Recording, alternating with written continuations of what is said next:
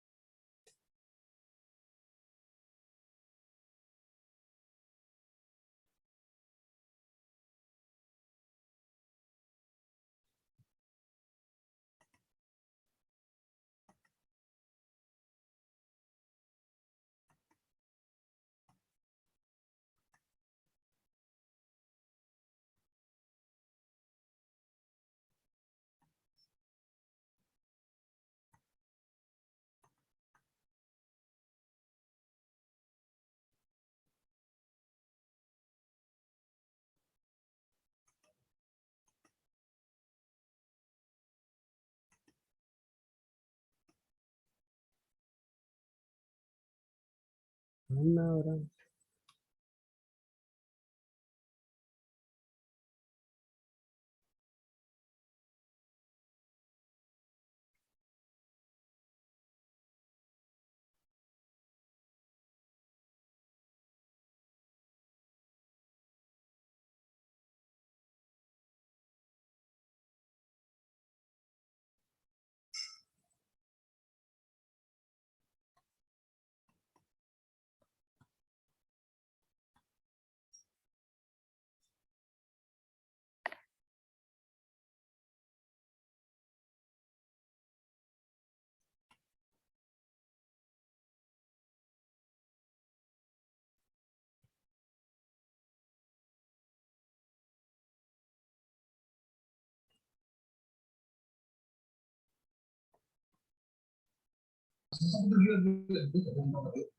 Assalamualaikum Pak Khairunas.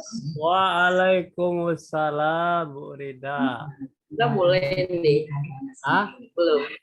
Udah mulai? Belum. Ya baru dibuka. Nah, Baru saya yang hadir. oh iya Bu Rida sendiri baru yang hadir. Ya, sesuai dengan aja keputusan dari kamu jadwal kita mulai jam 8 kan? Suara mulai tadang ada Bu Rida. Terang ya? Hai. Terang ya Pak? Alhamdulillah. Ambo sedang sambil mengarajuan tamyiz. Oh, tamyiz. Ikut tamyiz yo. Wih Pak. Oh, privat ya. Apa ikutnya kan? Ikut. Karena Bu Ikhlas itu ya. Bapak di kelas bara, di kelas ini kelompok. Ikut anu aja mana kadang aja ikut rekaman-rekamannya. Ambo di kelompok 9 balik. Kelompok 9 Bale.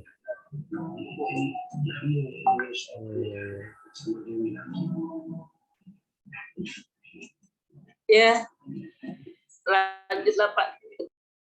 Ayolah. Kita mulai aja Bu ya. Itu nampak ada Ibu tulisannya.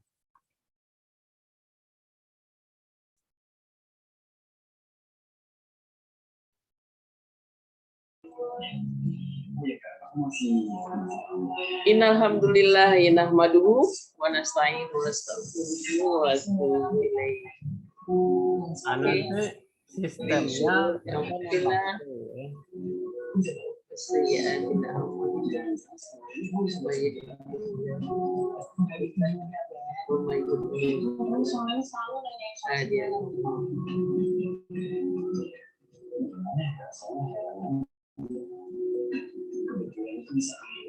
Bu Rida, kita mulai ya. Rida. Tidak ada yang lain, tidak tunggu yang lain dulu Pak. Nah, Tunggulah murid Bapak yang lain dulu. tunggu 5 menit deh ya. 5 menit lagi. Pak Tante buat Pak Ali Anafia sendiri. Nah, kita lanjut aja. Coba masalahnya ke materi, kau kan harus dibaca bersama-sama.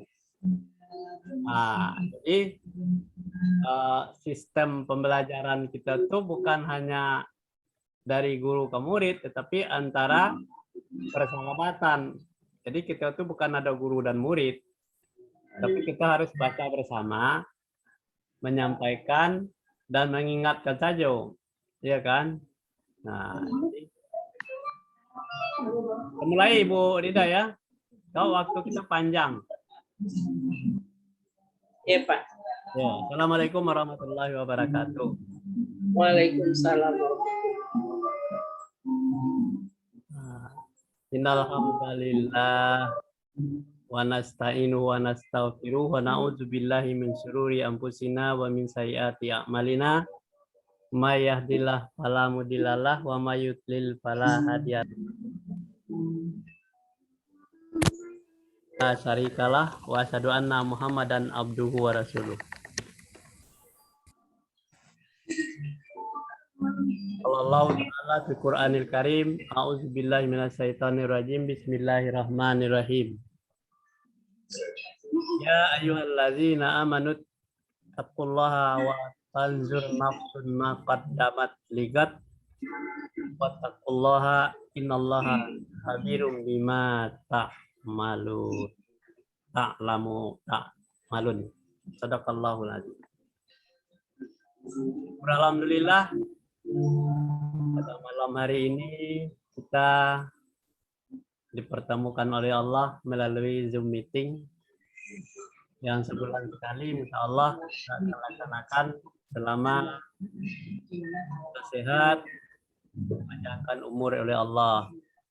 Dan kepada Nabi besar Muhammad SAW kita tidak lupa mengirimkan salawat dan salam kepada beliau, karena perjuangannya lah, pengorbanannya lah kita bisa menikmati agama yang diridhai Allah adalah Islam.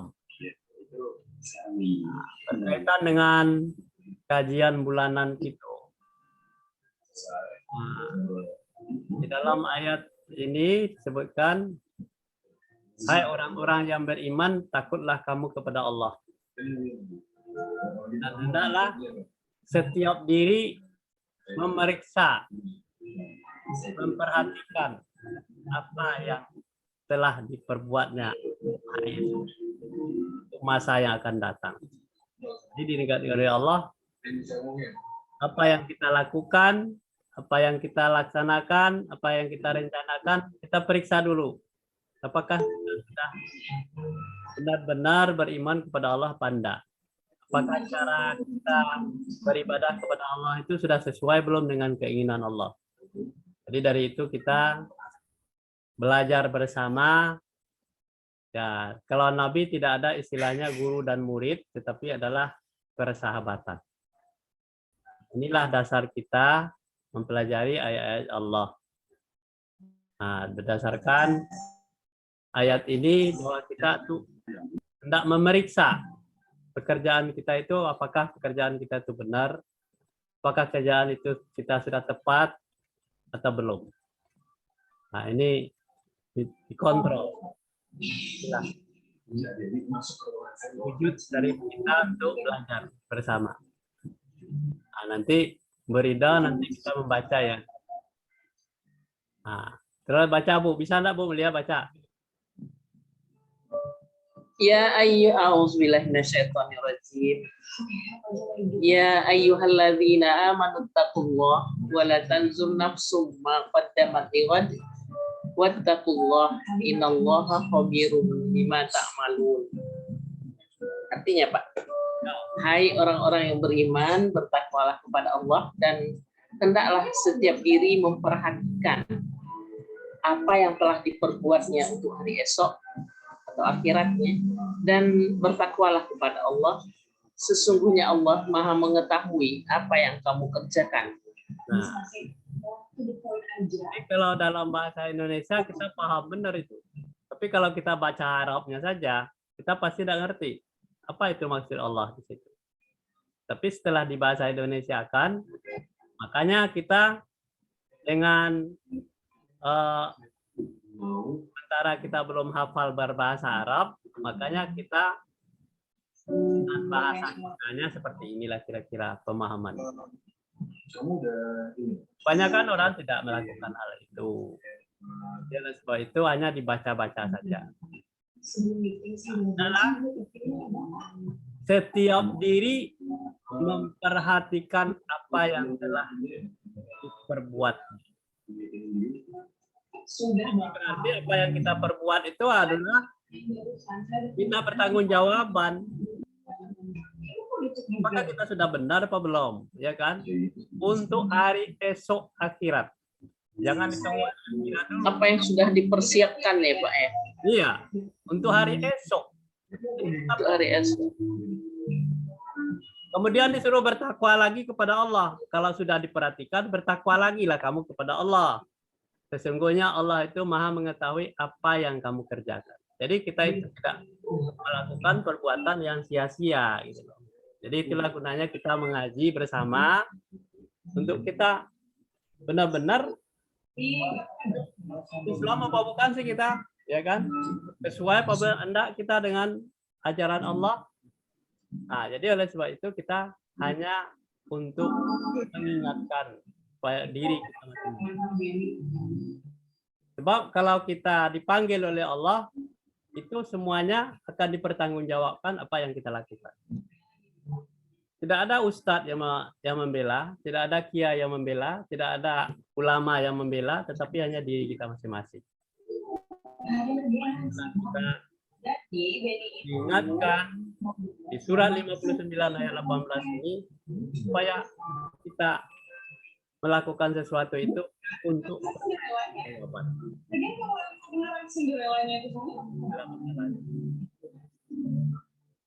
ini apanya setiap kita mulai awali kita mengingatkan diri kita dan orang-orang yang lain untuk kita hari esok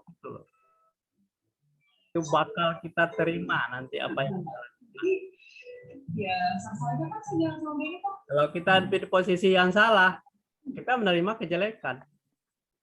Tetapi kalau kita benar, alhamdulillah kita sudah benar. Tapi kita harus selalu memperhatikan. Jangan sampai kita hari ini diperbaiki, besok buruk lagi. Hari ini diperbaiki, besok buruk lagi. Jangan sampai seperti itu. Kita tahu kebaikan-kebaikan itu sampai kita habis kontrak kita di dunia ini. Itulah. Jadi hari masa ke masa yang kita lakukan, mudah-mudahan kita dapat ridha dari Allah. Bagaimana Bu? Setuju enggak Bu? Iya Pak. Nah, kita lanjut ya. Iya. Baca Bu. Baca Bu.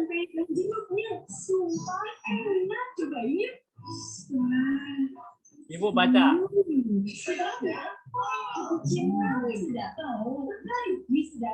Yang mana nih? Ya itu slide-nya berikutnya. Baca lagi.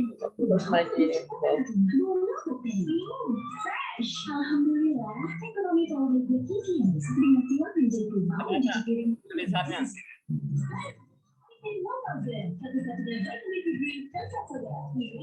Alun berganti di situ. Hah? Masih ayat yang tadi. Ya bahasa Indonesia-nya aja Bu.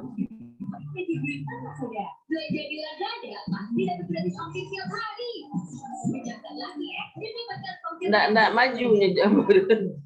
Hah? Masih ayat yang tadi.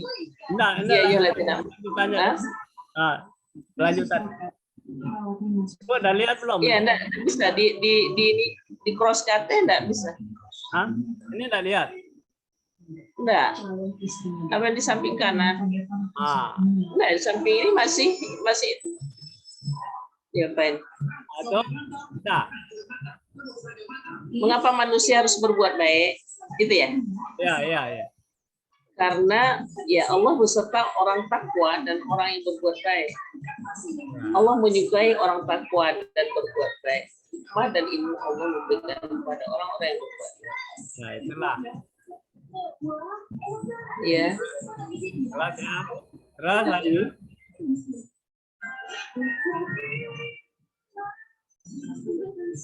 Ada bisa? Ya, terus tiganya belum ada. Kayaknya harus dari Bapak serta saya gitu. Kalau saya nggak bisa maju sendiri. Oh, lagi nyetir. Saya. Ampun. Gimana lagi?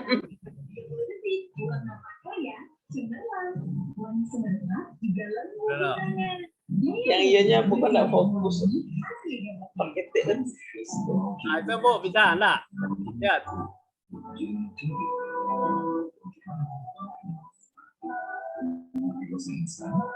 Oh iya. Bagaimana kalau kita tidak mau berbuat baik? Gitu ya, Pak. Ya. Nah, Kita akan mendapatkan penyesalan. Ya. Dan ingin kembali ke dunia menjadi orang baik dan orang yang bertakwa. Kalau kita dapat itu ya terjadi.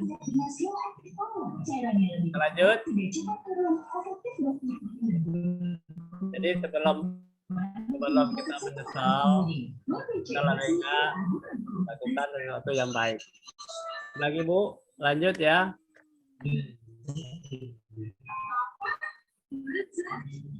Nah, terus bisa lihat. salah cara berbuat baik. Ya, cara berbuat baik itu harus berdasarkan Al-Quran dan hadis. Nah, ya betul. Ya. Lagi. Ya. Siapa ya untuk Allah, pada siapa kepada Allah. Bagaimana ya dengan tuntunan Allah ya. Kapan ya sesuai dengan waktu-waktu yang telah ditentukan. Apa beribadah, bermuamalah, ya segala perbuatan ya yang kita lakukan. Lanjut. Gimana dan kapan saja harus berdasarkan tuntunan Allah. Ya. Terus kita lanjut saja. Terus.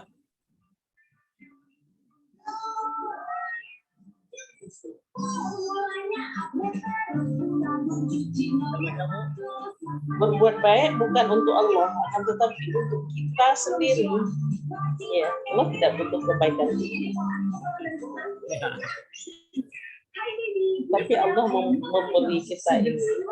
Bukan untuk Allah. Jadi kebanyakan orang yang salah di sini berbuat baik. Ya. Ini adalah untuk diri kita sendiri. Allah tidak butuh kebaikan kita, tetapi kita yang butuh. Lanjut. Bisa Ibu lihat paradigmanya? Ya, paradigma dalam mengimani Al-Quran. Ya. Ya, ada hanya dibaca tulisan Arabnya saja, pahala dan masuk surga. Oh, Baca tulisan Arabnya, dipelajari tafsir, menjadi ilmu. Jadi ada 3 fenomena ya, hanya sekedar dibaca tulisannya, dipelajari, ada juga dibaca Arabnya dan terjemahannya, dipelajari maknanya, dilaksanakan dalam kehidupan, disiarkan, disebarkan.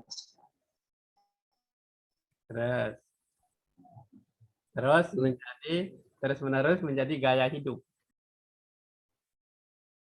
Jadi kebanyakan orang menjadi kebutuhan juga kan untuk Al-Quran kalau kita perhatikan kebanyakan orang bagian pertama ini hanya dibaca tulisan Arabnya saja sudah dapat pahala dan masuk surga. Itu belum tuntas, kan baru awal ini. Paradigma yang kedua dibaca tulisan Arabnya, dipelajari tafsir, menjadi ilmu pengetahuan, hanya sekedar itu. Kita tuh berhenti, tidak belajar lagi. Nah, kalau maunya Allah itu dibaca tulisan Arabnya, diterjemahkan dalam bahasa kita sendiri, dipelajari maknanya, dilaksanakan dalam kehidupan, disiarkan dan disebarluaskan terus-menerus menjadi gaya hidup. Kalau yang disebut orang Islami itu seperti ini. Gaya hidupnya Islami, tidak merusak, tidak apa, tidak gibah, tidak merusak lingkungan, merusak diri sendiri, menurut orang lain. Tapi dia harus selalu memberikan suatu kontribusi yang baik. Nah, jadi tidak ada yang jelek untuk dilakukan. Itu namanya Islam. Nah, jadi orang Islam sesama orang Islam itu berkasih sayang sesamanya. Rahimah bainakum. Jadi kan selalu yang kasih sayang itu. Jadi kalau ada unsur-unsur yang di luar kasih sayang itu bukan Islami. Masih menjelek-jelekkan orang, merusak pikiran orang, ya kan? Itu yang menjadi beban kita, menjadi beban dosa. Nah, jadi Allah sukanya hanya kepada yang baik-baik saja. Kalau tidak bisa melakukan yang baik, ya diam. Gitu. Nah, jadi itulah semua orang Islam itu harus punya gaya hidup seperti Islami itu seperti itu. Menyenangkan, mengasihkan, ya kan? Membuat orang senang, itulah yang harus kita tanamkan di dalam diri kita dan keluarga kita. Dengan siapapun kita tidak ada musuh. Nah, jadi ini yang perlu kita benahi untuk ke depan, ya kan? Hendaklah setiap diri memeriksa apa yang telah dilakukan. Iya. Nah, ini jadi yang dimaksud dengan menjadi rahmatan lil alamin itu seperti ini, menjadi gaya hidup. Kita tidak ada urusan dengan orang lain, tidak urusan dengan orang kafir, kita tidak ada urusan dengan siapapun, tetapi urusan kita adalah dengan kebaikan-kebaikan saja. Itulah yang menjadi buah amalan kita. Nah, jadi Nabi itu melakukan hal-hal yang seperti ini, gaya hidupnya seperti itu, tidak pernah mau merusak. Dia mengajak orang supaya jangan masuk neraka, orang marah sama dia. Padahal didapatinya orang-orang itu sedang menyembah berhala, berjudi, buat maksiat, tetapi diajak apakan supaya kamu, kata Nabi, hendaklah kalian ini orang-orang kaum Quraisy, hendaklah sembahlah Allah dan bersahadatlah asyhadu an la ilaha illallah wa asyhadu anna muhammadar rasulullah. Nah, itu supaya kalian itu selamat dari azab Allah. Tapi orangnya tidak mau terima yang seperti itu. Itu Nabi saja. Apalagi kita tidak ketemu dengan Nabi. Malas lagi belajar nih. Bagaimana mau bisa? Ada fasilitas, kita malas lagi. Ada Al-Quran, tidak dibaca lagi, tidak dipelajari lagi. Inilah yang menjadi permasalahan di dalam hidup kita. Nah, itu, Bu. Ibu, Iya, Pak. ya kan? Itu masalah. Iya. Nah, jadi kita ngajak orang untuk berbuat baik itu susah. Tapi kalau berbuat maksiat itu gampang. Tuh. Nah, kita lanjut, Bu. Iya, Pak. Nah, baca, Bu. Apa sesungguhnya tujuan hidup manusia? Ya, ingin mendapatkan ridha Allah agar selamat sejahtera dunia dan akhirat.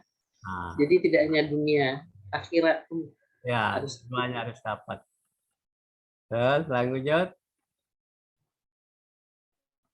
Apakah makna dari ridha Allah? Nah, ayo pemananya. Kita lihat. Iya, ridho Allah itu disukai Allah, disenangi Allah, cintai, disayangi, disetujui, dipilih Allah melalui proses beriman kepada Allah dan melaksanakan perintah Allah dan menjauhi larangan. Nah, kalau perbuatan kita disukai Allah, disenangi Allah, dicintai Allah, disayangi Allah, disetujui Allah, dipilih oleh Allah, nah, ya dengan proses beriman kepada Allah, melaksanakan perintah Allah, menjauhi larangannya, inilah yang disebut dengan makna ridha Allah itu. Bukan hanya disebut dengan ridha Allah, tapi kita tidak ngerti. Jadi tidak ada satupun kalimat-kalimat yang negatif kalau namanya ridha Allah itu. Disukai oleh Allah kalau kita lakukan. Kita ngaji seperti ini disukai Allah, disenangi Allah, dicintai Allah, disayangi Allah, disetujui Allah, dipilih oleh Allah. Nah, jadi maunya kita itu dipilih oleh Allah. Seperti Allah memilih Nabi sebagai hambanya yang melaksanakan perintah dan larangan Allah itu. Nah, kita minimal kita mencontoh Nabi. Jangan kita menyebutkan, marilah kita Nabi Muhammad adalah suri teladan yang terbaik. Tetapi kita tidak mempelajari apa yang dipelajari oleh Muhammad. Bagaimana kita menjadi suri teladan yang terbaik. Kita tidak melaksanakan apa yang disunahkan oleh Nabi. Kalau Nabi mempelajari Al-Quran, kita tidak belajar Al-Quran.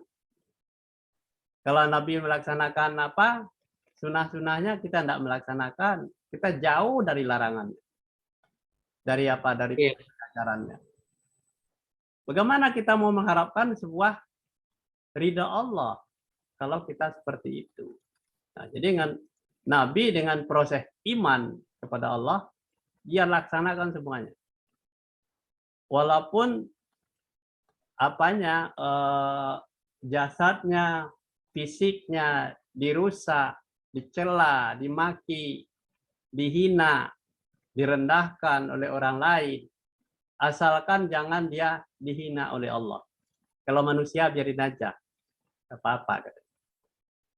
Tetapi asal jangan Allah itu murka kepada dia. Orang murka kepadanya tidak apa-apa, ditahan aja. Dia sabar aja. Dia tidak pernah membalas sakit hati. Itu tidak ada tuh Nabi. Jadi itulah berimannya Nabi itu seperti itu. Nah, jadi kita menjadi orang beriman itu ya benar-benar beriman, dengan hanya menyebut beriman saja. Berimannya seperti berimannya Nabi, ya kan? Melaksanakan perintah Allah. Ya, bagaimana Nabi melakukan perintah Allah? Kalau disuruh sholat, ya sholat. Ngaji, ya mengaji kita. Dibaca Al-Quran itu dipahami informasinya, kemudian dilaksanakan dalam kehidupan sehari-hari, menjadi gaya hidup kita. Nabi gaya hidupnya seperti itu. Jadi dia dipilih oleh Allah. Nah, itu. Banyak orang baik, tetapi tidak dipilih oleh Allah. Tapi Nabi dipilih oleh Allah. Lanjut, Bu.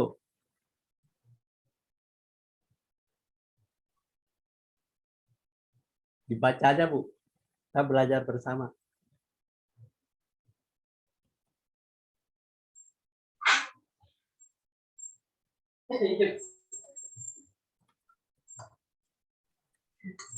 Syarat mutlak mendapatkan ridho Allah itu ya harus beriman loh pada Allah dan bertakwa kepada Allah. Ya. Takwa itu maknanya ya tunduk, patuh, taat, takut terhadap azabnya. Dengan sendirinya melaksanakan perintahnya dan menjauhi larangannya. Nah, itulah disebut dengan syarat mutlak itu. Jadi mutlak itu berarti kan kalau takwa itu tidak disebut-sebut saja. Tunduk, taat, takut terhadap azab Allah. Kenapa kita tunduk? Karena kita patuh, taat. Karena takut kita terhadap azab Allah itu. Kalau kita tidak tunduk, kalau tidak patuh, tidak taat, pasti diazab oleh Allah. Itu pasti. Iya. Nah, jangan dianggap kita enteng aja. Kita tidak taat kepada Allah, tidak patuh kepada aturan Allah, jangan dianggap enteng. Azab, gitu loh. Pasti kita dapatkan itu. Nah, Nabi itu yang ditakutkannya. Takut diazab. Itu aja masalahnya. Nah, itulah. Kira-kira ada kira-kira yang akan Ibu pertanyakan? Kita diskusi saja. Ya, kebetulan kemarin kita adalah seseorang memperbincangkan gini tentang orang Islam itu terlalu apa? Sami'na wa ata'na, gitu kan? Ya. Sami'na wa ata'na itu terus semua yang diperintah dilakukan tanpa memikir. Sementara kan ada juga ayat Allah dalam Al-Qur'an mengatakan afala takun, afala ta'qilun, afala tazakkarun, gitu-gitu kan. Ya. Kenapa kamu tidak berpikir? Kenapa ini? Tapi dengan begitu kelihatannya kita menjadi membawa segala sesuatu itu dengan logika kita. Itu gimana? Kan jadinya ya sampai-sampai dia bilang dikatakan Al-Qur'an itu apa yang kemarin dia bilang? Ucapan Allah, pesan Allah kepada Rasul. Iya. Kan itu. Tapi sementara kan Allah tidak mungkin berpesan. Gitu logikanya gitu. Kalau Allah berpesan berarti sama dong dengan manusia. Nah, ini saya berpikirnya malah memikirkan orang ini pasti maksudnya ini gimana gitu ya. Jadi Gimana Pak? Kekacauan dia dalam memahami ayat Allah. Jadi kekacauan dia itu dia bawakan seperti dilogikakan seperti manusia. Kalau Allah itu kan dia menurunkan ayat-ayat Allah itu kepada Nabi. Nabi itu terima, tidak pernah bantah. Kalau manusia membantah ayat Allah berarti tidak beriman lagi. Cuma masalahnya ini Al-Quran, pedoman hidup manusia. Tapi kalau dia masih meragukan Al-Quran, itu diragukan keimanan dan ketakwaannya kepada Allah. Ya sampai dia bilang begini, Al-Quran ini kan dicetaknya berapa tahun setelah Rasul. Itu yang mencetak Al-Quran pertama kan Yahudi kan. Nah loh, terus gimana ini? Jadi dia menjadi dibikin keraguan kita ini dengan Al-Quran kan gitu ya. Boleh jadi kan Yahudi merubah-rubah gitu. Sementara kan ada pesan Allah ya, jika kalian mampu ya, cobalah bikin satu ayat yang bisa ini ya. Iya. Jadi kalau Al-Quran itu dicetak berulang-ulang, kenapa? Tetapi tidak sembarangan mencetaknya, tidak bisa salah. Kalau salah itu Islam sedunia akan protes kalau Quran itu salah. Jadi Al-Quran itu persis seperti apa yang diterima oleh Nabi, seperti itulah dicetak. Kalau zaman Nabi memang belum ada Al-Quran, ya kan? Makanya tidak dicetak, dia melalui wahyu. Tapi manusia tidak bisa. Manusia sekarang tidak bisa, jauh. Nabi dapat ayat langsung disampaikan kepada sahabatnya, sahabat menghafal. Kalau kita, Al-Qurannya sudah turun, tetapi tidak mau baca, gitu masalahnya. Tidak mau pelajarinya. Al-Quran itu sudah turun. Apalagi menghafal. Ya, apalagi menghafal. Membaca aja malas, ya kan, buka Al-Quran, cobalah seminggu berapa kali buka Al-Quran, belum tentu bisa. Nah, Nabi itu selama 23 tahun ya, itu dia belajar Al-Quran terus. Dapat ayat terus ya. Disampaikan kepada sahabat. Kemudian dilaksanakan dalam kehidupan sehari-hari. Kenapa orang-orang pada zaman Nabi itu dia menyembah berhala, sudah itu berjudi, mabok-mabokan. Ah, dia mempersembahkan semuanya, harta, kekayaan, unta, segalanya untuk berhala. Tetapi dia berbuat maksiat terus. Makanya di Mekah itu turunlah ayat seperti itu, diutuslah Nabi itu untuk memperbaiki akhlak manusia yang seperti itu. Kalau menyembah Allah tidak seperti itu, tidak mubazir. Nah, jadi itulah kira-kira perintah Allah. Jadi kalau orang masih meragukan Al-Quran, itu keimanan dan ketakwaannya masih diragukan. Sebab masalahnya Al-Quran itu tidak bisa, tidak dibaca. Terus bagaimana dengan Islam Nusantara? Ya, Islam Nusantara itu kan Islam yang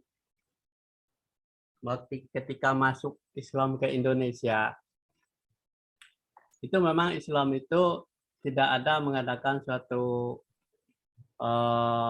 peperangan ya, tapi hanya penyesuaian-penyesuaian saja.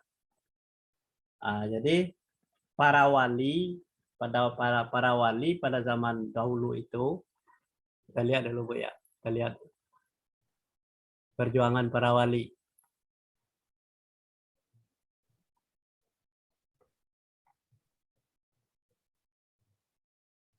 Nah, hasil perjuangan para wali, ulama para wali dulu mensiarkan agama Islam di Indonesia itu pertama punya KTP Islam. Yang kedua beriman, ya kan? Rukun iman. Melaksanakan rukun Islam. Gemar membangun masjid. Gemar membaca khatam Al-Quran, tulisan Arabnya. Tetapi Nabi itu sudah keburu meninggal, keburu habis ya masanya, hanya sampai di situ saja. Kalau misalnya orang meninggal nih, daripada kamu membaca mantra, gantilah dengan Yasin. Nah, itu baru membaca Arabnya saja, ya kan? Jadi orang Yasin itu, daripada dia membaca mantra-mantra yang tidak jelas itu, menyembah dewa-dewa itu kan agama yang pertama itu bukan agama Hindu Buddha yang ada di Indonesia di duluan. Jadi penyesuaian itu para wali itu hanya masuk ke wilayah orang-orang yang masih animisme, percaya kepada patung, benda. Itulah baru perjuangan Nabi, para wali itu baru 1-5 itu sudah masuk Islam, sudah itu beriman rukun iman, dihafal itu, melaksanakan rukun Islam, ya, gemar membangun masjid, sudah, gemar membaca dan khatam Al-Quran, tulisan Arabnya, sudah. Tetapi yang belum itu, gemar memahami makna Al-Quran, belum. Nabi udah keburu mati, ya kan? Yang ketujuh, belum gemar menolong orang miskin. Orang miskin dibiarin aja, telantar aja. Padahal itu tanggung jawab orang Islam. Kemudian yang kedelapan, belum siap menerima perbedaan antara sesama manusia. Ini 6, 7, 8 ini belum sempat dikembangkan oleh wali. Orang baru 1-5. Bermasalahnya itu. Jadi sampai hari ini masih banyak orang baru 1-5 gemar bangun masjid. Dapatkan nanti di surga, dibangunkan istana yang bagus di surga. Tetapi kalau dia tidak melaksanakan, memahami Al-Quran, bagaimana mau bisa masuk surga? Belum gemar membantu orang miskin. Belum siap menerima perbedaan antara sama manusia. Baru banyak bertengkar, banyak berselisih. Ini bermasalah jadinya kan. Nah, itu yang terjadi. Nah, ini para wali tidak salah. Tetapi kita belum sempat melanjutkan itu. Jadi 6, 7, 8 belum banyak dilaksanakan oleh umat Islam. Kalah kita dengan agama-agama Nasrani. Orang Nasrani itu dia mengembangkan agamanya dari Vatikan itu, dia utus pastor atau susternya ke wilayah Papua misalnya. Itu dibiayai oleh Vatikan itu. Dibiayai kebutuhannya internet, kebutuhan makanannya, akomodasinya. Sehingga dia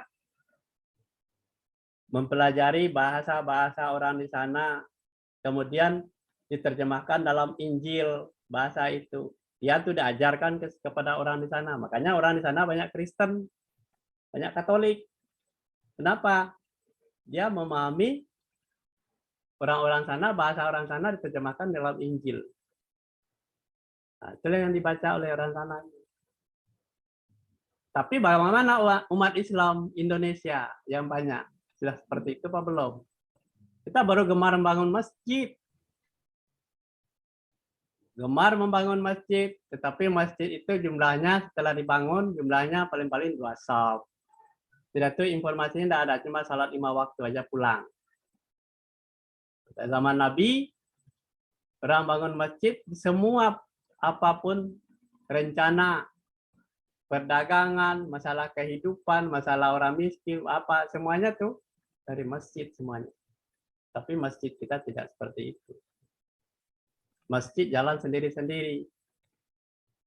Nah, kalau Ibu perhatikan orang-orang yang di masjid itu, coba pengurusnya bertahun-tahun, tak berganti-ganti. Ada apa itu di sana? Kemudian antara sesama masjid itu tidak ada yang sama. Mau berdakwah kita ke masjid A, B, itu sulit. Kenapa? Karena tidak satu aliran. Kita tidak akan diterima. Tidak bisa sembarangan. Jadi apa bedanya masjid dengan gereja? Kalau orang gereja kan jemaat gereja itu, gereja HKBP ini. Jemaat ke tempat lain. Masjid juga sama seperti itu, kelas-klasifikasinya. Coba deh Ibu perhatikan. Kalau di sini caranya sholatnya begini, cara gini. Al-Qur'annya sama, nabinya sama, tetapi kok beda masjid, beda cara pemahamannya. Nah, coba dia bilang bahwa dia adalah tidak Islami, marah dia. Ya Islam kok. Nah, jadi belum kita laksanakan seperti yang akan dianjurkan oleh Allah. Kitabullah dan sunnah Rasul itu belum berlaku. Jadi baru maunya pribadi masing-masing. Nggak mau belajar. Nah, jadi Islam itu ketinggalannya di sana. Tapi kalau agama-agama Katolik apa semuanya dari Vatikan itu dia dikirim itu biaya. Nah, makanya disebut orang-orang Islam ini adalah domba yang lepas. Jadi kita ini domba, Bu. Dianggap domba. Kata mereka. Iya. Orang Islam sendiri tidak merawat orang Islam. Coba Ibu perhatikan lagi. Ada yang pergi ke masjid, ke rumah-rumah orang, ketok-ketok pintu. Ya, kita salat berjamaah. Pakai jenggot, sudah itu dia tidak punya penghasilan, tidak punya apa, tidur di masjid, ngajak orang salat berjamaah. Dia ninggalin keluarganya. Tinggalkan keluarganya. Ini memang begitu Nabi. Nabi kan tidak seperti itu. Iya. Ada masjid segalanya. Sudah itu menarik orang jadi anggotanya. Di antaranya apa tujuan mereka itu? Itu ada pusatnya di ini Bu, di Kebun Jeruk. India, Pak. Ayam Muruk ya, kota. Jadi zaman Soeharto itu kan banyak menteri-menteri yang Islam abangan lah gitu ya, Islam yang tidak ngerti Islam, orang kaya-kaya semua kan. Punya aset yang cukup banyak.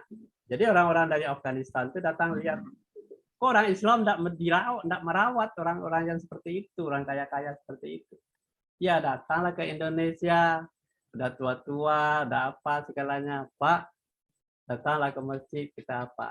orang Islam itu caranya seperti ini loh, seperti kita ini ngajak sholat, ngajak. Jadi lama-lama orang itu berimpak, bersedekah sebanyak-banyak. Sudah itu direkrut lagi orang-orang mahasiswa-mahasiswa yang menganggur. Menyampaikan ayat-ayat Allah. Dibawalah ke pesawat, terbang ke mana, ke kota mana, dibiayai oleh itu. Siapa? Dari mana uangnya?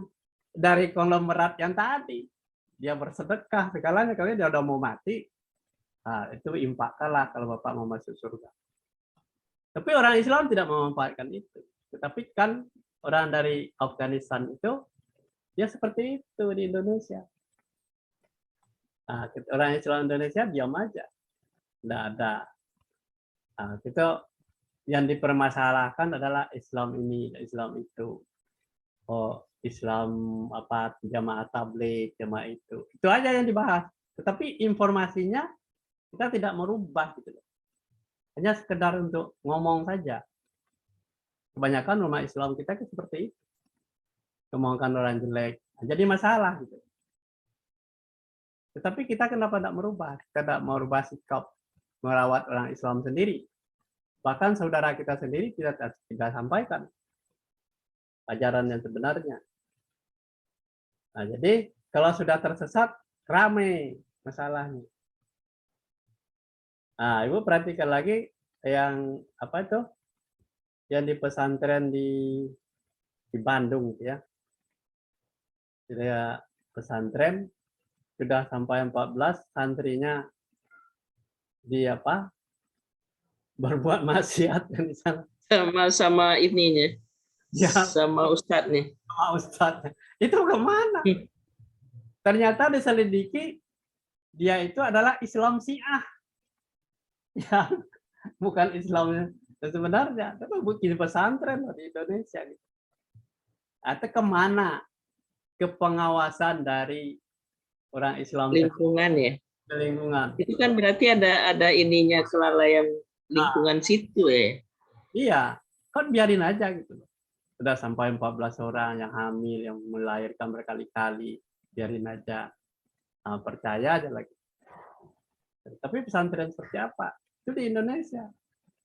Jadi kita khawatirkan anak-anak kita ke depannya itu kalau kita tidak terapkan pelajaran yang benar secara Islami, ya itulah banyak tersesat nanti. Orang akan hilang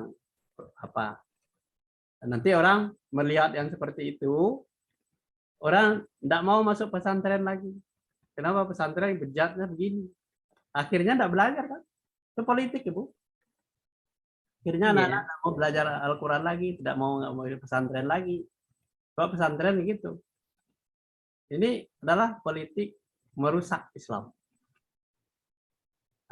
Karena pengawasan Islam tidak ada. Pesantren seperti itu. Terus tidak ada pengawas dari Departemen Agama untuk tidak ada pesantren seperti apa. Dia ada spesial di kamarnya itu, menurut beritanya itu namanya nikah mut'ah. Nikah mut'ah itu dilakukan oleh orang-orang yang jadi boleh kontrak lah. Hari itu dia menikah, besok tidak ada lagi. Itu nikah mut'ah. Ada spesial kamarnya di situ. Sudah tahu seperti itu, terus saja. Tidak ada orang umat Islam tidak bergerak apa-apa. Jadi kita iya kan dasarnya nggak boleh suudzon. Ya, itu kita harus berhusnuzon. Itu masalah. Jadi kontrol itu tidak ada. Itu permasalahannya. Ada kebobolan seperti itu. Ada lagi yang terjadi di Depok atau di mana tuh. Banyak juga yang terjadi seperti itu. Itu Islam itu sudah dirusak dengan cara seperti itu. Saya pernah di waktu saya mengajar dulu, saya tanya jamaah tabligh, salah seorang jamaah tabligh rajin datang. Pak, kenapa Bapak masuk jamaah tabligh? Nah, dia ceritanya gini. Kisahnya seperti Nabi Ibrahim. Nabi Ibrahim ketika dia usia sudah 86 tahun, dia belum punya anak. Maka oleh Siti Sarah, istri tuanya itu suruh menikahi Siti Hajar. Dia menikahlah Hajar, lahirlah Ismail, ya kan? Sudah lahir Ismail, sudah itu Siti Sarah ini sebenarnya sudah hamil muda, gitu ya. Sudah umur berapa tuh Ismail itu umur 3 tahun. Nah, dia minta kepada Ibrahim, Bang, nah, kita kayak Ibrahim, Hajar, nah, kita sudah lengkap nih, sudah punya anak nih, sudah Pak. Saya pingin pulang kampung nih, kampungnya di Irak. Nah, jadi saya izin dari Ibrahim, Siti Hajar. Pergilah Siti Sarah ini berangkat, tidak ditemani oleh Ibrahim ke sana.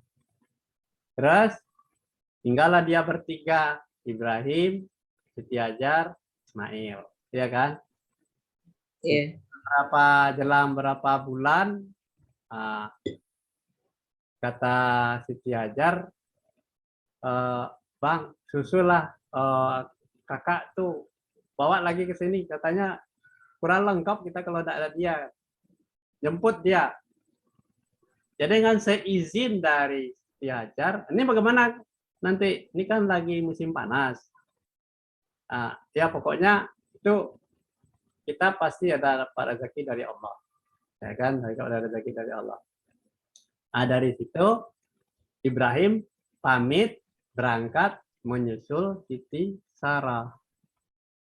Sampai di Irak, ternyata Siti Sarah itu sudah hamil tua. Lahir anaknya, baru dia balik lagi. Sedangkan Siti Hajar dan Ismail ini kehausan karena panas itu, maka dia lari-larilah antara Safa dan Marwah itu melihat air, ya kan, lari sana, lari sini, lari sana. Maka ternyata muncullah air dari tumit Ismail. Itulah yang menjadi air Zam-Zam itu. Sehingga dia dapat air. Itulah Zam-Zam itu. Zam-Zam itu arti dalam bahasa Arab itu jangan terlalu kencang menyemprotnya ke atas, tetapi tenang, tenang, tenang, tenang. Zam-Zam. Jadi itu air Zam-Zam sampai hari ini itu banyak tuh, seluruh penjuru dunia orang bisa minum air. Itulah berkah dari Allah. Nah, jadi si Ibrahim tadi menunggu anaknya lahirlah Ishak, nabi juga anaknya, ya kan? Ishak anak Siti Sarah. Nah, jadi itu diambil kisah yang seperti itu oleh jamaah tabligh. Kalau dia pergi ngaji 40 hari meninggalkan keluarga, itu semua anaknya, tanggung jawabnya itu diserahkan kepada Allah. Ini yang menjadi patokan dia. Makanya dia tidur di masjid, apa segalanya. Itu yang dilihat. Kalau kita lihat lagi, dia nabi bukan, apa segala bukan, tetapi kok bisa meninggalkan tanggung jawab itu di keluarga, anak. Itu masalahnya, ya kan? Kalau nabi kan dia udah jelas. Kalau Siti Hajar kelas Nabi, Ismail kelas Nabi, Siti Sarah kelas Nabi, Ibrahim Nabi, anaknya Nabi juga, ya kan? Semuanya Nabi itu. Kita Nabi bukan segala bukan, tetapi meninggalkan tanggung jawab kita serahkan kepada Allah. Itu yang tidak benar. Banyak. Ya kan di komplek kamu pernah tuh dulu tuh. Ditanya kan di sekitar komplek didatangi itu kan biasanya ada juga ustadz-ustadz lah, guru-guru yang ini kan, dari mana? Katanya dari Bengkulu. Iya. Apa sih target Bapak untuk jauh-jauh sampai ke sini? Ya. Bukannya tanggung jawab Bapak di Bengkulu itu. Kalau memang mau siarkan, ya kan, mensiarkan agama, kan bukannya di kampung Bapak lebih berguna sih Bapaknya kan? Ya. Lebih diiniin, mau memajukan dengan meninggalkan ini Bapak ke sini, ada kami, insya Allah yang bisa katanya pula. Kami ada kegiatan di sini, kegiatan keagamaannya gitu. Nggak perlu ada orang dari jauh-jauh, Bapak cuma seminggu, apa hasilnya juga kan. Iya. Terus mengotori masjid biasanya. Iya kan? Mereka tidur di masjid, mereka cuci di saat sekitar gitu. Iya kan gitu ya. Mereka mau masak di pojok. Iya. Jadi dia itu merusak sebenarnya. Jadi itu yang terjadi di Indonesia itu seperti itu. Banyak orang-orang kita yang bodoh menanggapi sesuatu itu.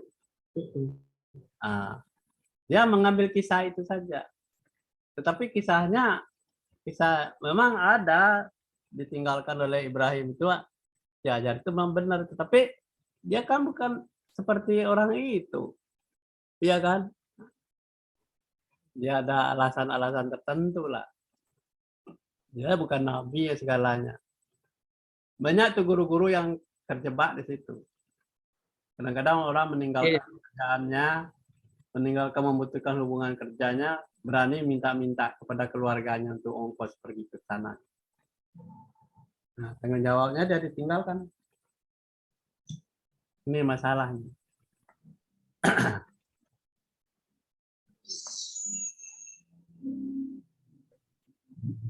Kan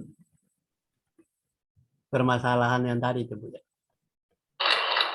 Nah, kemana Bu? Lanjut. Ya. Ainama takunu yudrikumul mautu walau kuntum fi buruji musyayyadah. Tertutup. Wa in ada Bapak di sini. Tusibhum saya. Wa in situm hasanatun yaqulu hadhi min indillah wa in tusibhum sayyi'atun yaqulu. Ini agak tertutup sedikit dari ini Bapak. Dari tusibhum. Itu bisa. Apa ya? Saya hadhi min indika kul min hazihi min indika kulum min indillah fama liha ulai al qaumi la yakaduna asaduna yafqahuna haditha. bisa. Di mana saja kamu berada, kematian akan mendapatkan Kamu. kendati pun kamu di dalam benteng yang tinggi lagi kokoh. Dan jika mereka memperoleh kebaikan, mereka mengatakan, ini adalah dari sisi Allah. Dan kalau mereka ditimpa suatu bencana, mereka mengatakan, ini datangnya dari sisi kamu Muhammad. Katakanlah, semuanya datang dari sisi Allah. Maka mengapa orang-orang itu, orang munafik, hampir-hampir tidak memahami bicaraan sedikit pun. Al-Quran surat An-Nisa ayat 78. Jadi jelas ya, terang ya bahwa di benteng yang tinggi kokoh jika mereka memperoleh kebaikan dimanapun ya, dimanapun. Katakan ini adalah datang dari sisi Allah. Tapi kalau dia dapat bencana, kalau orang-orang munafik itu mengatakan ini darimu Muhammad. Kenapa? Dia benci kepada Muhammad. Orang munafik itu kan benci kepada Muhammad. Jadi menunjukkan bahwa manusia itu egois, itu sangat membenci Muhammad, turunan Muhammad. Nah, dia tidak paham sebenarnya. Semuanya datangnya dari Allah. Jadi yang seperti ini yang harus kita simak pemahamannya. Ini informasi untuk siapa gitu kan. Jadi sudah jelas ini adalah untuk konsumsi orang yang membaca. Kalau kita tidak baca terjemahannya, kita tidak ngerti. Kita baca ayat-ayatnya saja. Walaupun khatam berkali-kali juga kita tidak ngerti apa itu maksud. Tapi dengan melihat terjemahannya, kita bisa memilah-milah, oh ini adalah datangnya dari sisi Allah. Semua keburukan itu ya di luar itu adalah orang-orang yang munafik, ya kan? Dia tidak memahami. Kalau dia tidak suka, nah dia menyalahkan orang yang dibenci sama dia.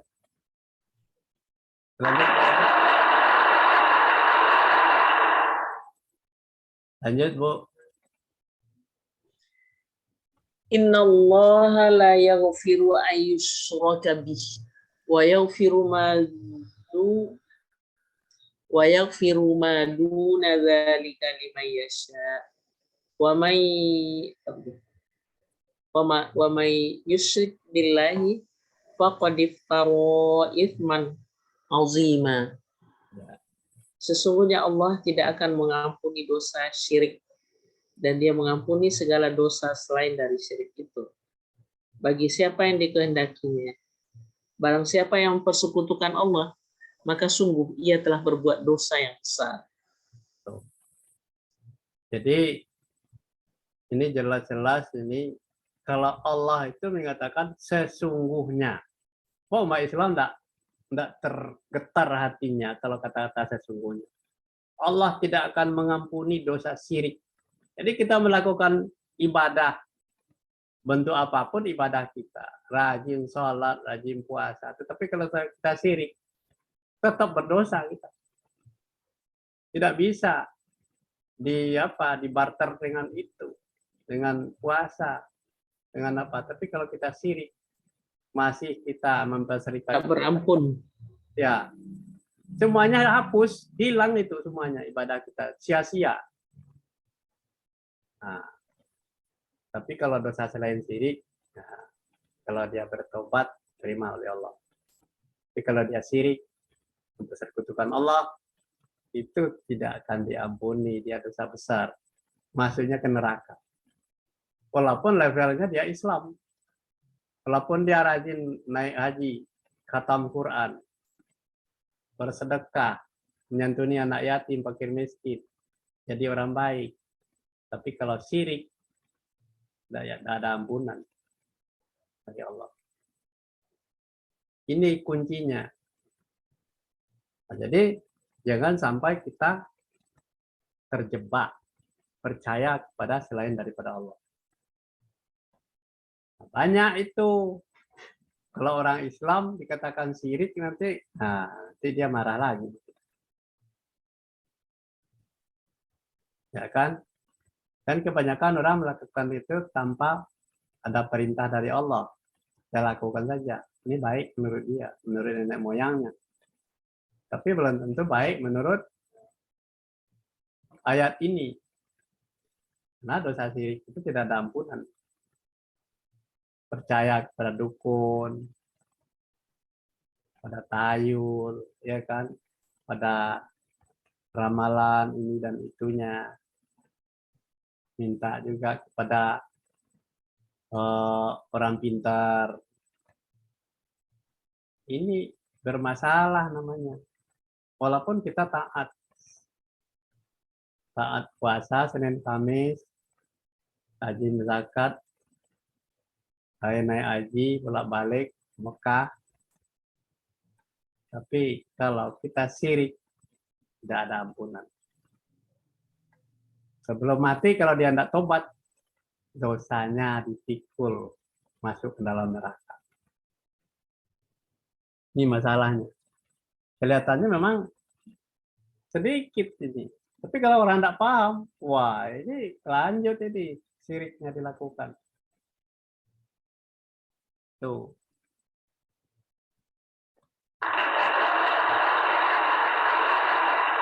Lanjut, Bu. Proses dan tahapan untuk mendapatkan ridho Allah. innalladzina indallahil Islam wa Inna, ya, makhtalafal ladzina utul kitaba illa ba'di ma ja'ahumul ilmu baghyan bainahum wa may yakfur bi ayatillahi fa innallaha syari'ul hisab. Sesungguhnya agama yang diridhoi di sisi Allah hanyalah Islam. Tiada berselisih orang-orang yang telah diberi Alkitab kecuali sesudah datang pengetahuan kepada mereka karena kedengkian yang ada di antara mereka. Barang siapa yang kafir terhadap ayat-ayat Allah, maka sesungguhnya Allah sangat cepat hisabnya. Maksudnya ialah kitab-kitab yang diturunkan sebelum Al-Quran. ya. Jadi kalau ayat ini kan di surat Ali Imran ayat 19 ini, din itu kan agama ya. Di sisi Allah itu hanya Islam aja. Ya. Tidak ada lagi yang lain. Yang diredai Allah itu hanya Islam aja. Kalau masih ada orang mengaku-ngaku agama yang lain, Islam Nusantara segala macam, tidak ada itu, Bu. Hanya Islam aja lah. Iya, iya. Jadi seperti Islam Nusantara itu kemana? Ya itu Islam Nusantara kan buatan mereka sendiri. Dia yang mengada-adakan. Nah, ya kan? Islam. Tuh. Wa maktalafal ladzina utul kitab. Dan Islam yang diredai Allah itu tidak berselisih. Kalau masih ada berselisih, ya Islam juga, itu udah Islam. Sudah keluar dari Islam itu. Tidak berselisih. Kitabnya sama. Qurannya sama. Kalau sama, tidak ada perbedaan, tidak ada berselisih orang di dalamnya. Nah, kecuali datang pada mereka ilmu, nah, seperti ilmu yang katanya ilmu logika lah. Islam di Indonesia itu tidak sama dengan Islam Arab. Indonesia itu Islam Nusantara. Kita mengadakan budaya. Nah, itu namanya ilmu baru yang dia dapat. Mereka bangga dengan Islam Nusantaranya, beda dengan Arab. Nah, ini nih, bagia bainahum. Bangga dia Islam Nusantara. Di Indonesia satu-satunya Islam. Jadi bukan Islam orang Arab. Nah, ini sudah terjadi, ayat ini sudah bicara jauh sebelum Islam Nusantara.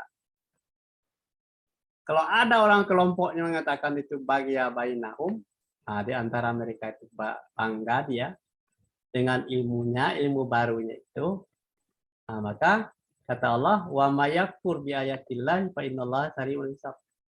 Barang siapa yang kafir, yang ingkar, yang menutupi kebenaran, dan ayat Allah, sesungguhnya Allah cepat hisab. Dihisab, diperhitungkan. Allah tahu enggak apa yang dilakukannya? Orang yang menyimpang itu pasti tahu lah Allah. Cepat dihisab. Nah, ini permasalahannya. Orang tidak paham Islam itu sebenarnya. Ada Islam ini, Islam itu. Itu yang salah. Islam yang diridai Allah itu tidak berselisih. Tidak ada beda pandangan. Seluruh penjuru dunia, bukan di Arab saja. Al-Qurannya sama, Nabinya juga sama, ajarannya harus sama. Kalau beda, itu sudah keluar dari asyhadu alla ilaha illallah, asyhadu anna Muhammadar Rasulullah. Bukan ajaran Muhammad lagi. Ini yang menjadi sebuah perdebatan bodoh orang-orang Islam Nusantara. Kalau kita periksa ayatnya seperti ini. Al-Quran kok. Kalau Al-Quran mengatakan seperti itu, kita harus taat dan patuh. Kalau kita tidak taat dan patuh, padahal kita bukan orang yang bertakwa lagi. Ya, tunggu aja azab dari Allah. Kemana Ibu? Kalau Islam berselisih, Islam juga enggak. Islam Tidak, karena iya. pelit, kikir, sombong, bangga-banggakan diri, masih Islam enggak? Enggak Islam lagi itu. Enggak diridai oleh Allah itu Islamnya, Bu. Harus dia mengucapkan asyhadu alla ilaha illallah, asyhadu anna muhammadar rasulullah. Kalau asyhadu alla ilaha illallah, asyhadu anna muhammadar rasulullah tidak mensyarikatkan Allah, bahwa Muhammad itu utusan Allah, ajaran Muhammad itu dilaksanakan dalam pikirannya, hati dan pikirannya, bukan ajaran yang lain. Ya belum belajar Al-Qur'annya, belum belajar hadis-hadis nabinya, menyalahkan Islam. Itu yang salah. Harus belajar. Bahwa masalahnya Allah itu tidak akan, jangan ikut-ikutan, harus berilmu semua orang itu. Sebab nanti minta pertanggungjawaban. Nah, di dalam surat 17 ayat 36, wala taqu ma laisa laka bi ilmun inna sam'a wal basara wal fuada kana anhu mas'ula. Janganlah kamu mengikuti apa yang tidak kamu punya pengetahuan tentangnya. Sesungguhnya pendengaran, penglihatan, hati akan diminta pertanggungjawaban. Kita punya hati, punya pendengaran, penglihatan, semuanya harus digunakan untuk minta pertanggungjawaban. Nah, jadi kita tidak berkelompok, tetapi pribadi masing-masing pertanggungjawabannya kepada Allah. Ini masalahnya. Nah, jadi kalau ada orang Islam masih pelit, kikir, sombong, bangga-banggakan diri, ya kan? Nah, itu dia Islam juga. Nah, itu namanya Islam yang tidak diridai oleh Allah. Kalau yang diridai oleh Allah, tidak ada itu pikiran-pikiran seperti itu. Sombong, berselisih, ya kan? Benci, dengki. Itu kan apanya budayanya setan. Ngapain kita ikut-ikutan itu? Ya, Bu, benar? Iya, Pak. Kita lanjut. Terus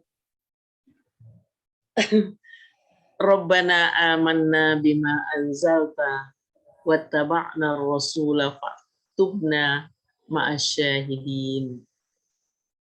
Ya Tuhan kami telah beriman kepada apa yang telah Engkau turunkan dan telah kami ikuti Rasul. Karena itu masukkanlah kami ke dalam golongan orang-orang yang menjadi saksi tentang keesaan Allah. Amin. nah, itulah. Itu Al-Quran semua yang bicara. Jadi kita bukan kata orang. Bisa diperiksa. Surah Al-Imran ayat 53. Beriman kepada engkau. Pada yang diturunkan. Apa yang diturunkan? Al-Quran. Kemudian ikuti Rasulnya. Rasulnya seperti apa? Jangan ngarang-ngarang. Tidak boleh. Kalau ngarang-ngarang berarti tidak mengikuti Rasul itu namanya. Namanya bid'ah. Karena itu masukkanlah kami ke dalam golongan orang-orang yang menjadi saksi tentang keesaan Allah. Siapa orang-orang yang sudah lurus jalan? Yaitu para nabi, para sahabat, dan orang-orang saleh. Itu orang yang sudah menikmati. Kalau ustadz-ustadz yang apa, kia-kia, sekarang belum tentu. Dan dia ke manusia juga, banyak salahnya juga. Kalau dia tidak pedoman kepada Al-Quran dan Sunnah Nabi. Jadi kita percayanya ya kepada Allah Al-Quran aja. Dan kepada ajaran Nabi. Dan kita harus punya ilmu. Gimana Bu? Setuju? Setuju Pak. Lanjut ya. Udah mulai ngantuk. Satu setengah jam. Insya Allah Indonesia yang madani, rukun Islamnya ini, Qurani, Islamnya diridhoi ya. Ya. Adalah tolong menolong, akhlakul karimah, sinergi, rahmatul lil alamin, produktif dan sejahtera bersama-sama. Nah, keadilan. Itulah Indonesia yang diharapkan seperti itu, yang madani itu. Ya. Jadi Islamnya diridhai oleh Allah, tidak pernah berselisih yang tadi, kita tolong menolong. rukun. Kemana-mana kita rukun, enak Bu. Nggak perlu keamanan. Rukun dari mana-mana. Kasih sayang, ya kan, menjadi rahmat rahmatil alamin. Produktif. Nggak ada orang kerja tukang bohong. Sudah itu sejahtera bersama-sama. Ini yang dicita-citakan Islam itu. Indonesia itu. Kalau masih campur-campur itu ribet sekali banyak. Mana Bu? Setuju? Setuju Pak. Kita lanjut. Amin. Nah, lihat tuh. Kemana Bu?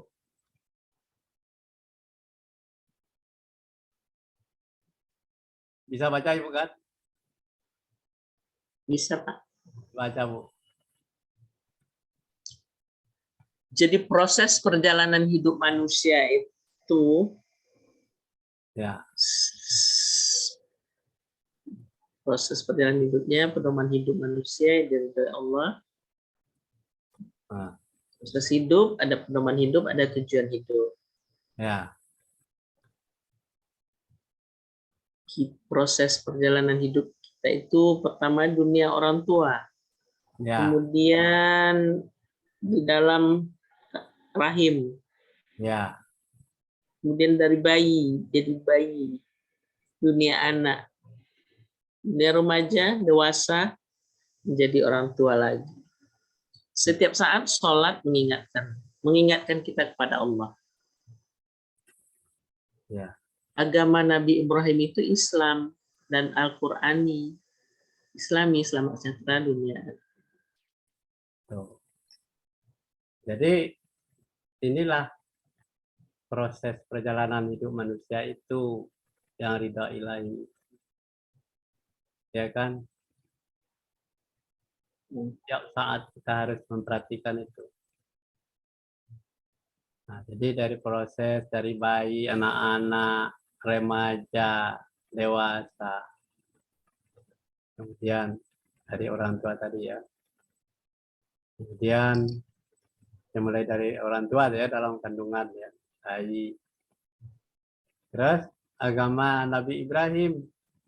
Nah, kenapa Nabi Ibrahim?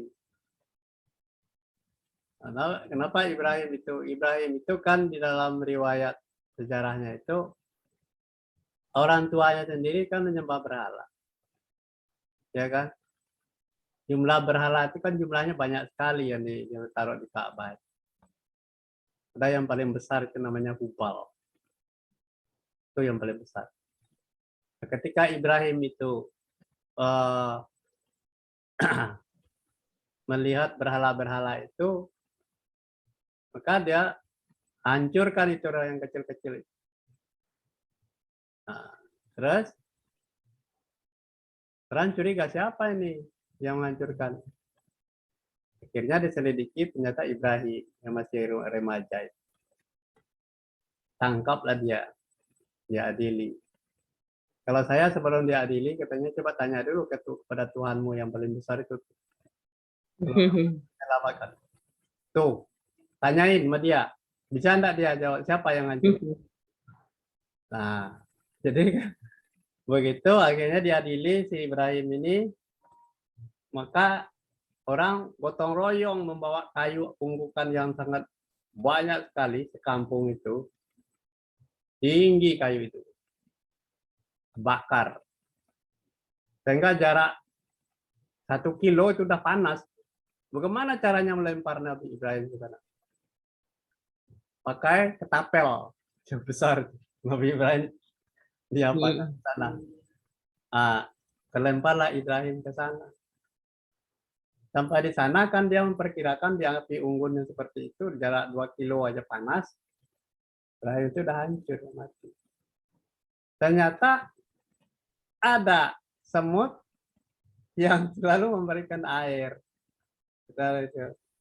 Kemudian mendinginkan api itu semuanya. Ibrahim sudah terbakar sedikit pun enggak. Nah, kan siapa yang memberikan menyelamatkan bukan Allah.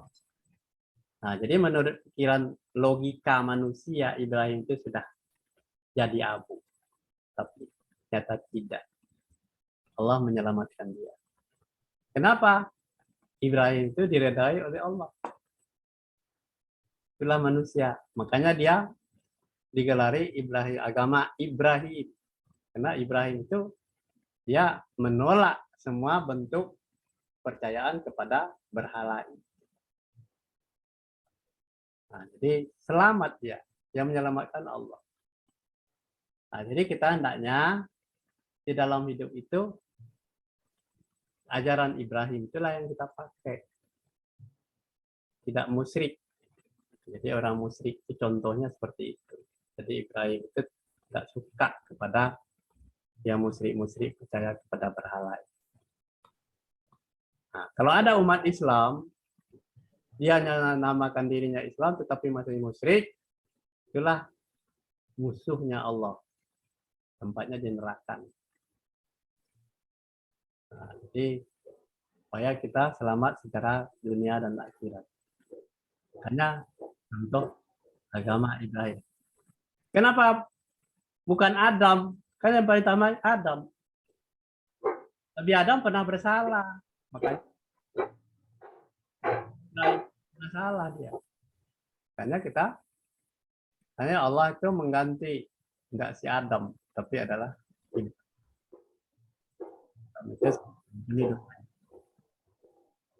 Nah, jadi Ibrahim itu adalah imam manusia. Tuh.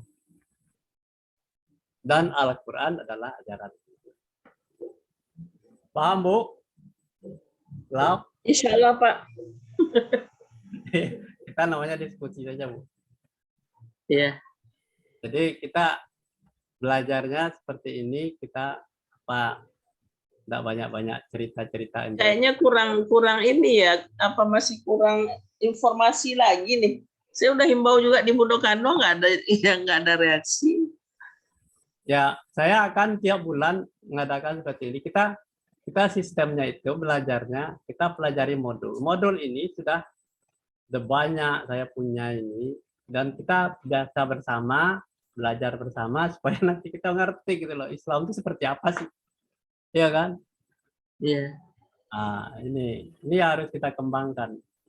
Kalau Ibu sudah mendapatkan materi ini, Ibu sampai kepada orang lain, Ibu sudah sama dengan Rasul, utusan Allah. Iya sama. Iya. Itu sebab persyaratannya seperti itu. Apa yang kita dapat kita sampaikan kepada orang lain. Tuh. Kita lanjut, Bu ya. Apa lanjut apa gimana? Jadi kita sambung sambung bulan depan, Pak, mulai nggak fokus nih. Oh, ya. Atau sampai di sini dulu? Ya, sampai di sini dulu. Nanti kita Hampir jam 10 lah, Pak. Jam 10 ya. Hampir 2 jam. Iya, Pak. Mari kita tutup kajian kita dengan membaca Alhamdulillahirabbil alamin. Alhamdulillahirabbil alamin. Assalamualaikum warahmatullahi Barakallah, ya Pak. Ya, mari Bu. Ya Pak, amin. Ya.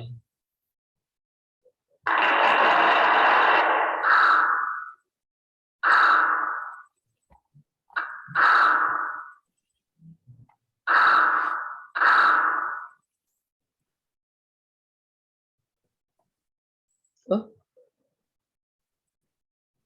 Nah, ya Bu.